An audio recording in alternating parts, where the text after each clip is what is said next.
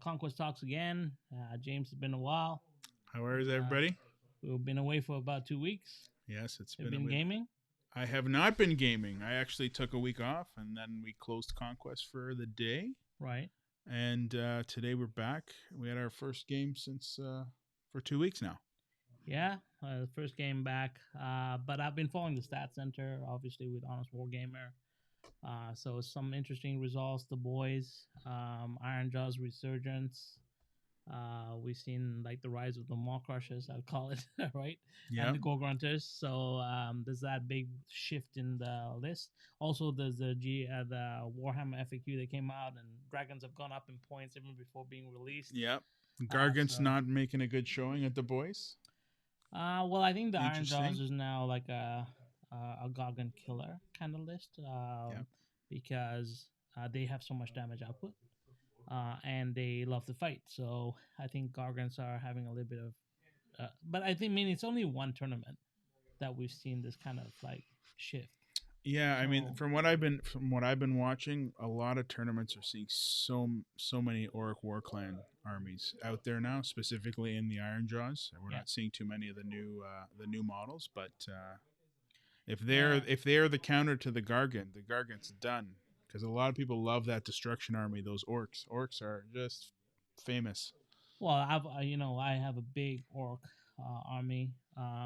My only problem with orcs is they seem so one-dimensional if you play it the Iron Jaws way. You have to take the risk. You have to take that like you have to push them out there. Okay, so I played a game while you were away. I played the double Maw Crusher, 3 units or 4 units of Gore Grunters, double War Chanter against Mike's list. The Marathi. Yeah, so I list.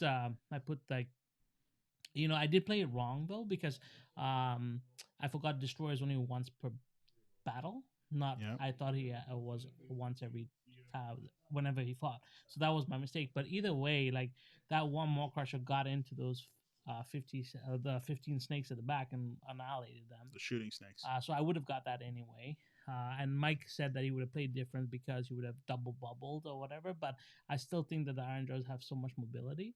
And then the second Maw Crusher came in and kind of cleaned up shop. So You find that boring? Because one dimensional. So I had to win turn 2 priority. I had to push up, win the turn 2 priority to get that move in. If I lost turn 2 priority, maybe I got bogged down. So it's Right. it's a little bit of I don't know, but like it's only my first game. But I think like for me, I love orcs. I love the Gore Grunters. You know that I've had them since day one. I've always had the Gore Grunter heavy cav army. Most of my armies are heavy cav. It seems like a fun list to play. I think it will definitely be my second choice. I'm still in love with Khorne. I know it's really hard. I know it's an uphill battle, but I still like that challenge. So I still play my Khorne list more often than not. I Yeah. mean, even today, like tonight, we played a game just before we got on here, and I had the choice of bringing my Iron Jaws and I went back to Khorne, right? Mhm. But I think that's because I like to play Khorne because I find there's a little bit more to do.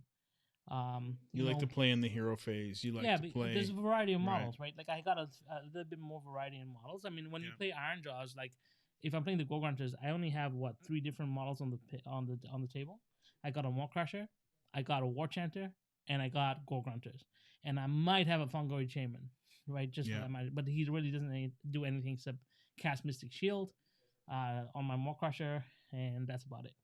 Right, so I have 4 different types of models to play with, and really it's about battle tactics on the table, right?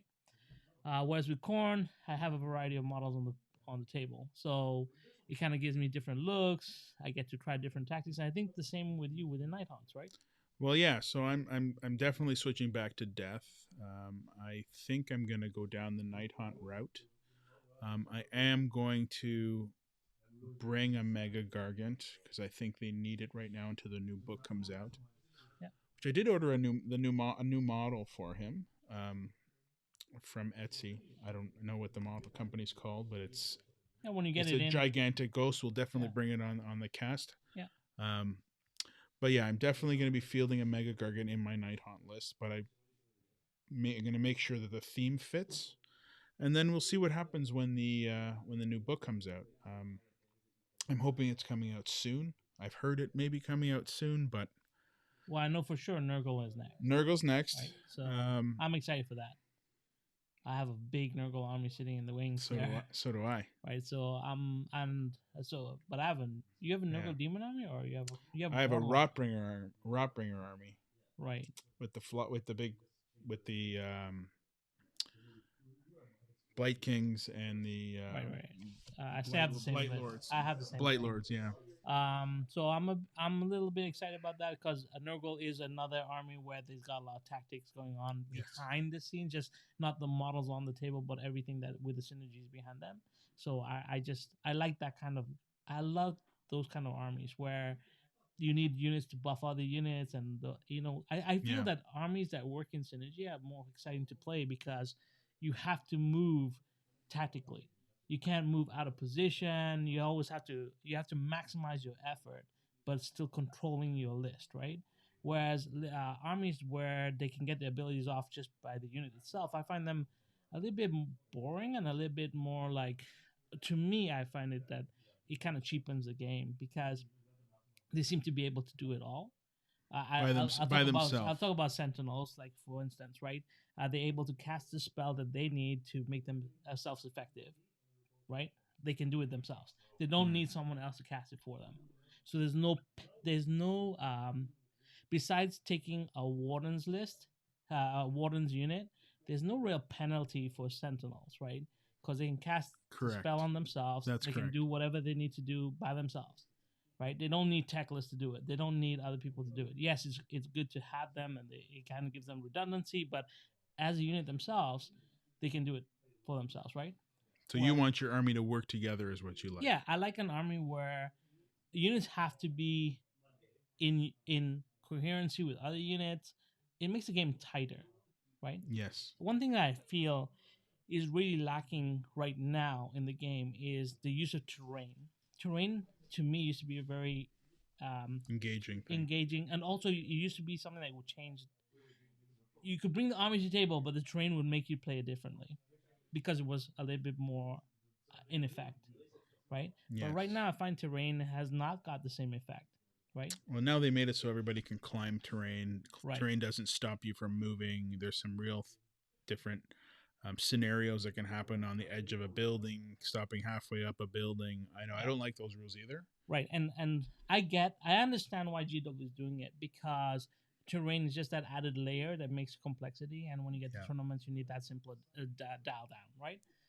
But then by adding synergy to the list, you kind of add that layer back, right, where the units need each other to work effectively.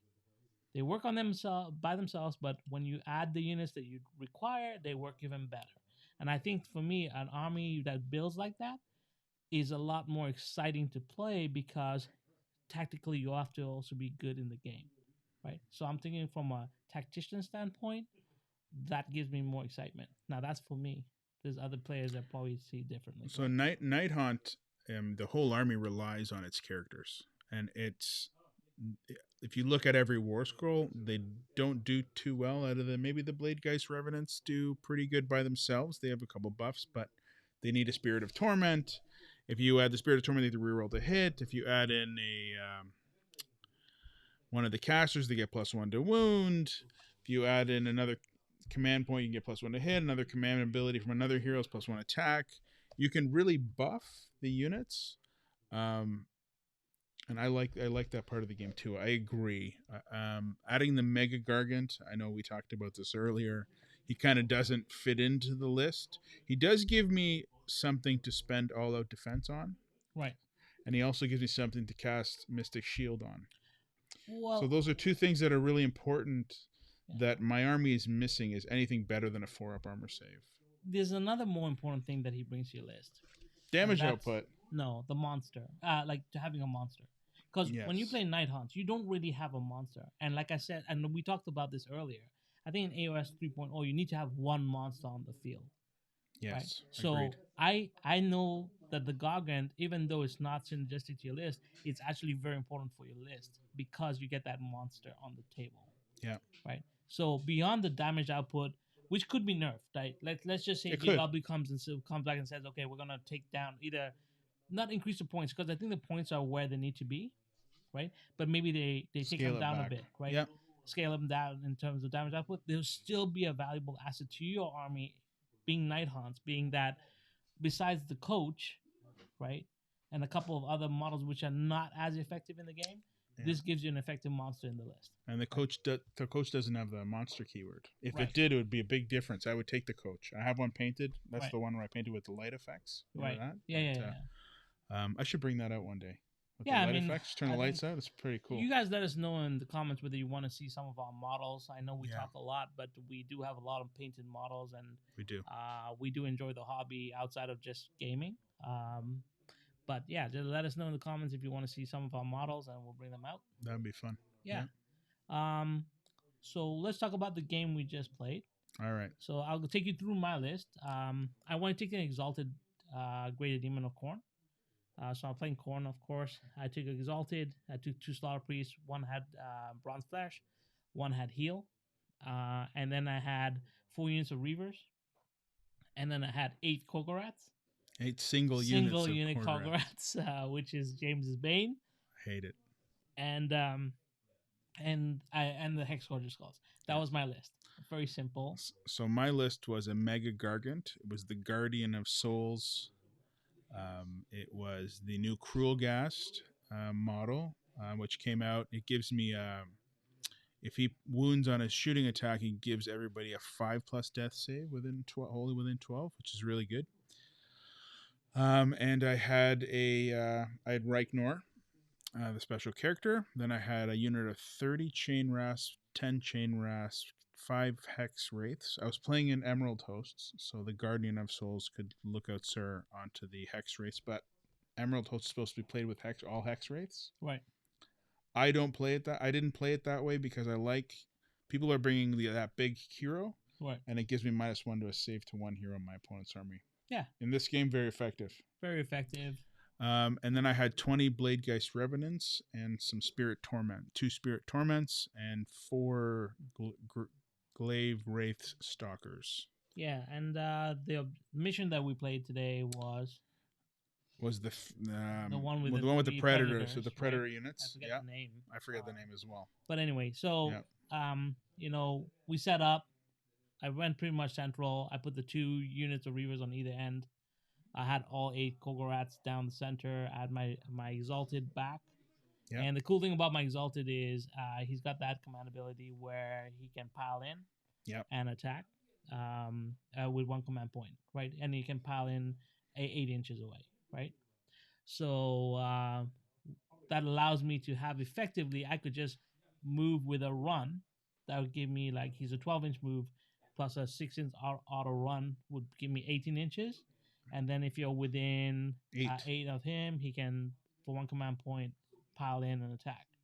So effectively, it takes away Sentinels from being able to stand and shoot at me because I would just pile in.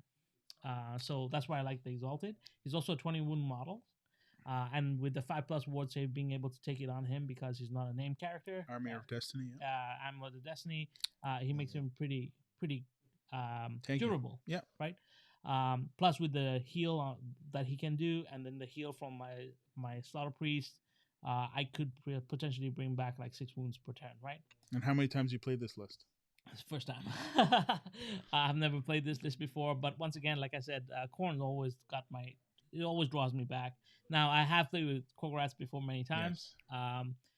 The difference would be that I would take 9 Juggernauts of Khorne normally instead of those Exalted. But it was good to have a monster. I needed a monster in the list. He was the monster of choice. I mean, I could have brought Archeon. Lots of people have done the Archeon list. So tactically, this was good. I think it's a good start to my list. I don't think this is the final list because I did miss the Demon Prince of Khorne. I think it would have really changed the game as well. Slow me down. Yeah, slow you down. I'm fast. Yeah. But I will tweak the list. But let's go through how games. Sure. So, I'm a 3-drop. Yeah. So I made you go first. Right. You captured the 2 side objectives with some reavers, but didn't really push up too far. You have a long threat range with that exalted Yeah. And plus, with the demon. 3 objectives being down the center, so I tactically this is the way I thought, James. I was like, okay, there's 3 objectives.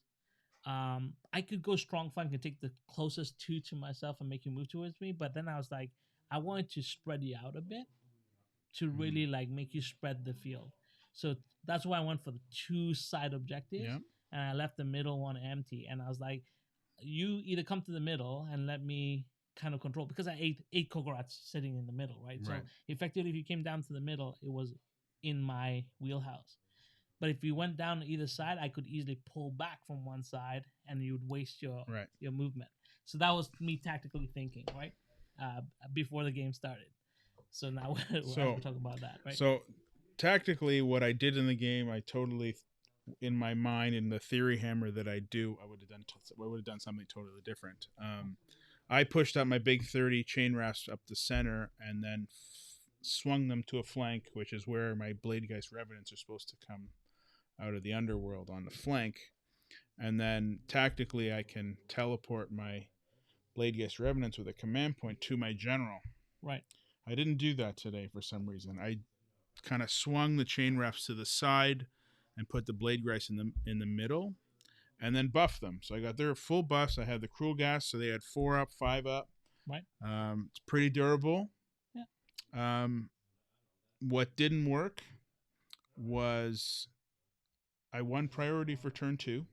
Right. And I gave it to you. But you never had no done that choice. before. But let's talk about that, because technically, would you have done it differently? No, I think it was the right choice. Right. Ultimately. Because what happened was, no matter what, if you had taken the turn, you would have given me the ability to do a double turn on you. Correct. Right? That Yep. was the first thing. The second thing was, would you have really taken out enough if you had come at me turn 2? I didn't give you anything to go actually tactically, like, destroy. Right? Correct. And Right, that's why I gave it to you. Exactly. So it was the right choice, because it saved you from a double turn. I think it was the right choice based on how I moved in turn 2 and where I came down. Yeah.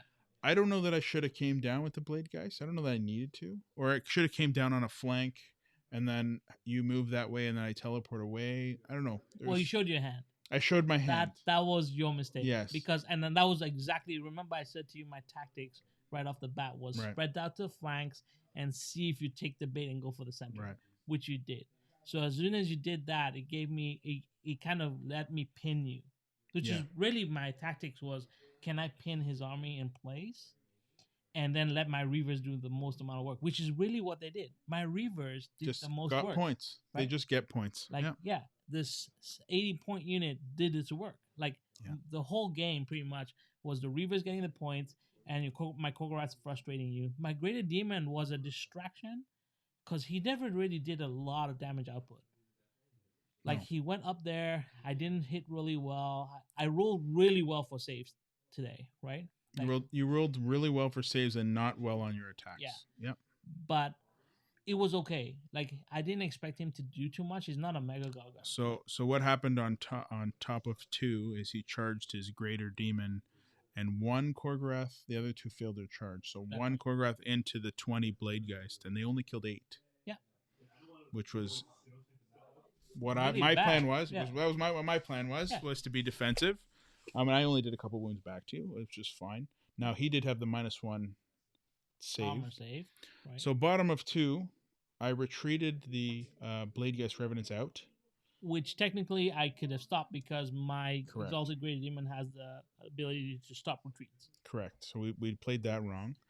But the Mega Gargant then charged him. Right. Should have killed him. We agree? Can we say we should have killed him? He brought him down to 4 wounds. I rolled really well. I did Right. 24 wounds to you, and when you had only 10 left, and you only had a 5-up armor save. So, no, I had 15 wounds left. You had 15 wounds left, okay. He did 24 wounds to me. Yeah. And I was left with 4 at the end. So I rolled pretty hard. Right. And I got my saves off. Mind you, I had only 1 save too, because it was -3 rend. But remember, that's why Emerald Host is really good. Yeah. It's because it's really -4 rend. right, because he's -3 plus the -1, right. right? Well, So yeah. So that was the turn two. What happened though was you got a 0 for that turn because you were not able to bring him bring him down. down, Yeah. right? And I So also failed the other charge. I failed a 3-inch charge you with failed my two 3-inch 38-man charges unit. on double ones in this Yeah, game. You also miscast twice in this I game. did. Now I think the dice is dice, right? So it's a Happens. dice game. Like I roll really hot on my saves, but really poor on my attacks, like threes and threes or twos and twos. I was not rolling that many attacks through. So you know, But then what but you did, which was really smart, was when you were down to 4 wounds, you retreated the greater demon out, yeah. and then basically pinned the mega gargant Well, what I did was and my I 30-man retreated the unit. demon out. So Right, this is my thing. I was not going to give you free points, right, right? So I made a ring with 8 Kogorats around the greater demon. right. Actually, 7 Kogorats. I sent 1 Kogorat to pin your big uh, 30-man unit. 30-man unit and pin your hero and try and kill your hero. But he was there effectively to pin that unit. Yep. And I was able to tag them and pin them, right? So minimize the damage output against me because it's 8 wound model. You have to do quite a bit of damage to kill an 8 wound model. And he's pretty good at taking up some damage. So by doing that, I saved my greater demon, Yep. right? I gave you 7 Kogorats for your Mega Gun to come in and hit, but I also know that 8 different targets or 7 different targets means you have to split your attacks, which kind Which of I plays did. in my favor. So I did Yeah. hit pin 4, killed only 2, left one on 1 wound and another one on 2 wounds or Right. something like that, right? Right. So I needed to wipe all 4, but it's hard when you have to split all your attacks and you need each one. Now I did use all out attack. I Yeah. did use my triumph for +1 to hit, +1 to wound, Yeah. and still one bad roll, you leave one But guy that's on 1 wound. Kogorats. That's for you. Kogorats. Yeah. I've seen Kogorats, really do that a lot, right? Because you have to split your attacks up, and sometimes people get greedy. That's one thing I've noticed is that people get greedy. They want to kill as many things as they want instead of like focusing too much attacks on one Right. guy and just wiping him out. People like to split up so much because they think, oh, I can kill so many, and that always puts them in the wrong Yeah. foot because one Kogorat on 1 wound can hold you and pin you. So what else did we make? So mistake I made, and this is I'll always talk about. We need reps, right? Right. What did we forget to do? Top of 3, you got the turn. I Yeah. didn't burn an objective. That's correct. Would have made a difference for the number of points you could have Yeah. scored because you were holding the 2 flanking objectives. That's correct. I should have burned one and started focusing over here, which I had set myself up to focus over here and totally leave that one alone. Yeah. And then I forgot to burn it. So reps, get your reps in. 100%. I mean, like, that's the thing about a new game. You're always going to make mistakes. We're not perfect. Nobody's perfect. I mean, I've been to tournaments where people have made major mistakes in tournaments while playing, and it's not because they're trying to cheat. It's just just forget. And because there's so many rules going on, sometimes we do forget. And I don't fault anyone because, that can happen. So the good thing about us is that we are here to play and learn how to play the game and try and play effectively and build, I wouldn't say like top tier lists, but effective lists that give us fun to play. That's what I'm trying to do. And we want to compete. Right? Yeah, and we want to compete. We want to compete. It's tough. It is a hard thing to do mentally because you can easily just go buy a Illuminate Realm Lord list or Seraphon or the Gargant list or Seraphon list and play it, and you have Seraphon and all that. You have Nagash list as well, right? And I have Iron Jaws, but I think we play with the models we love. I do. And I do that a lot. And I love Nagash, by the way. Yeah. But sometimes it's a real negative play experience for some armies. Yeah. I don't want to play that. I don't want it to be not fun for somebody else. Yeah, and I think and I appreciate that, and I think that I respect you. I respect you a lot because we play with so many different styles. Yeah. So that's one thing I'll say about playing here is that we get to play with lots of different styles of lists. And even though we're not tactically like the best, or I think we have a lot of fun, and We do. I've been having a lot of fun playing against you and playing with this and playing against the club members here because we get to see so much different tactics. Right. But yeah, I mean, at the end of that game, I think I won turn priority for turn 3, which kind of put you in the back foot. Yeah. and you called the game at that point because I Yep. was ahead on points by a lot. That was been a bit hard to pull back. I think you had only killed 2 out of the 8 Kogorats. There's 6 Kogorats still on the table. My I but filled another 3-inch charge. yeah, you feel another 3 inch charge. So effectively we called the game, Yeah. but I don't think it was a bitter No. experience. I think it was a very good learning experience for both of us. So that was your first game with Khorne with that list. That was Yeah. my second ever Nighthaunt game. Right. First time with the Mega Gargant. First time with that total setup as well. So I'm just gonna keep going at it, keep tweaking, Right. keep trying again. And we're getting ready now to go into campaign season. Yes, we are. So that's going to be exciting, and we're going to have a lot more games to talk about. But We could share the map, maybe. yeah, I'll bring up the map next time. We'll show you how we've all set up, what armies are in play, and yeah, that will be at the next our next Conquest Talks. Awesome. We thank you once again for joining us. Let us know in the comments if you need anything that you want us to clarify or you want to talk about something. And we look forward to talking to you next time. Get your reps in. All right. Take care. Later.